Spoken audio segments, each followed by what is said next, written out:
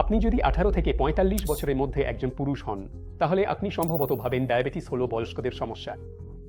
কিন্তু যেটা আমাকে চিন্তিত করে সেটা হলো আমি এমন অনেক পুরুষকে দেখি যারা দেখতে একদম ঠিকঠাক, কেউ কেউ তো বেশ ফিট দেখায়, কিন্তু তাদের রক্তে চিনি ইতিমধ্যেই বেশি, কারণ তারা উদাসীন নয়, বরং আমাদের মাথায় অসুস্থ হওয়া মানেই দুর্বলতা। আর বেশিরভাগ পুরুষদের শেখানো হয় শরীর কোনো সংকেত দিলেও থেমে না থেকে এগিয়ে যেতে।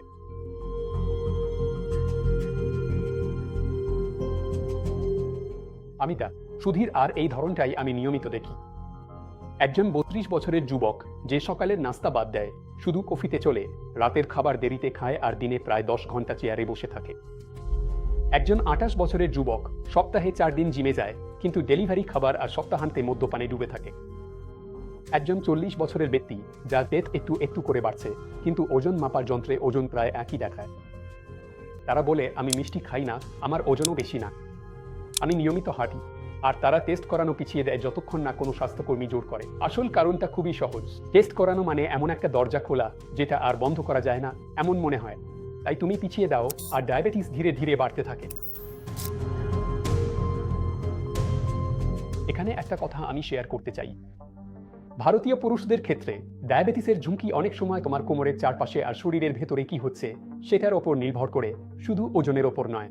ভারতীয় পুরুষদের ক্ষেত্রে চর্বি পুরো শরীরের ওজন হিসেবে ধরা পড়ে না। এটা চুপচাপ তোমার পেটের চারপাশে আর ভেতরের অঙ্গগুলোর আশেপাশে জমা হয়। এই চর্বিটা বাইরে থেকে দেখা যায় না বা চিমটি কেটে ধরা যায় না। ভাবো যেন একটা ফ্যামিলি ট্রিপের জন্য 2টা স্যুটকেস গোছাচ্ছ। দুটো স্যুটকেসের ওজন একদম একই।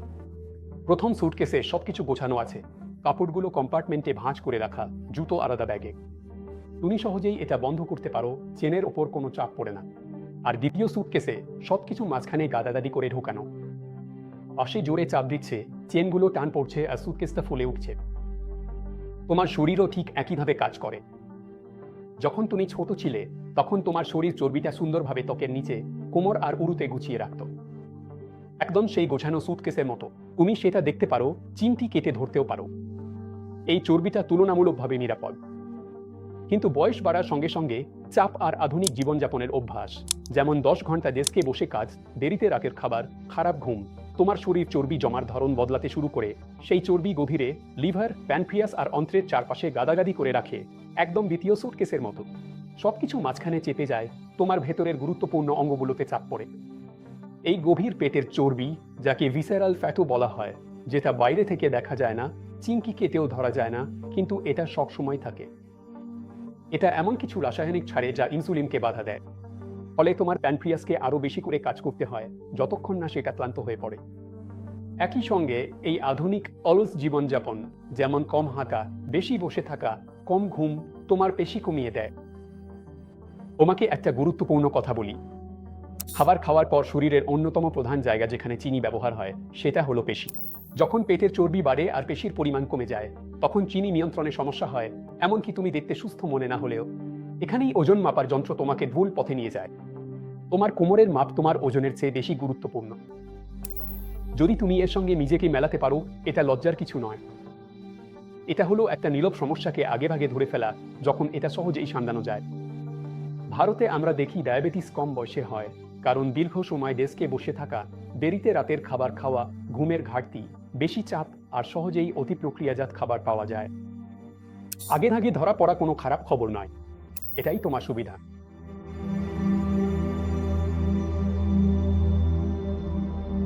তাহলে কখন তোমার পদক্ষেপ নেওয়া উচিত সেটা বলছি।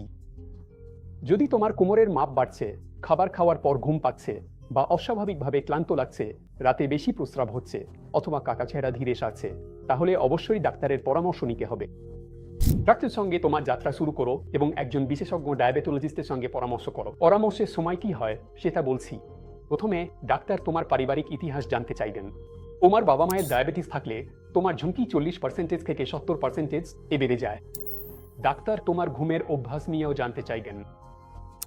6 ঘন্টার কম ঘুম হলে ইনসুলিন রেজিস্ট্যান্সের ঝুঁকি দ্বিগুণ হয়ে যায়। এছাড়াও ডাক্তার তোমার ডায়েট, খাওয়ার অভ্যাস, অ্যালকোহল খাওয়া এবং ধূমপান নিয়েও জানতে চাইতে পারেন। এর পাশাপাশি ডাক্তার তোমার কোমরের মাপও নেবেন। যদি এটা 90 সেন্টিমিটারের বেশি হয়, তাহলে ওজন যেমনই হোক না কেন, ডায়াবেটিসের ঝুঁকি 3-4 গুণ বেড়ে যায়। ডাক্তার তোমার রক্তচাপও পরীক্ষা করবেন এবং ইনসুলিন রেজিস্ট্যান্সের লক্ষণ খুঁজবেন।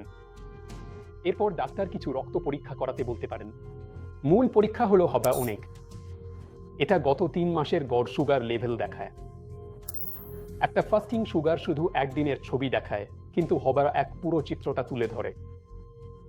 তারা ফাস্টিং এবং খাবার পরে সুগার লেভেল একসাথে দেখার কথাও ভাববেন, কারণ অনেক ভারতীয় পুরুষের ফাস্টিং লেভেল স্বাভাবিক হলেও খাবার পরে সুগার অনেক বেশি থাকে। সেখানেই প্রাথমিক ডায়াবেটিস লুকিয়ে থাকে। তোমার ডাক্তার কোলেস্টেরল এবং ট্রাইগ্লিসারাইড লেভেলও পরীক্ষা করতে পারেন। উচ্চ সুগার আর উচ্চ কোলেস্টেরল একসাথে থাকলে হৃদরোগের ঝুঁকি দ্বিগুণ হয়ে যায়।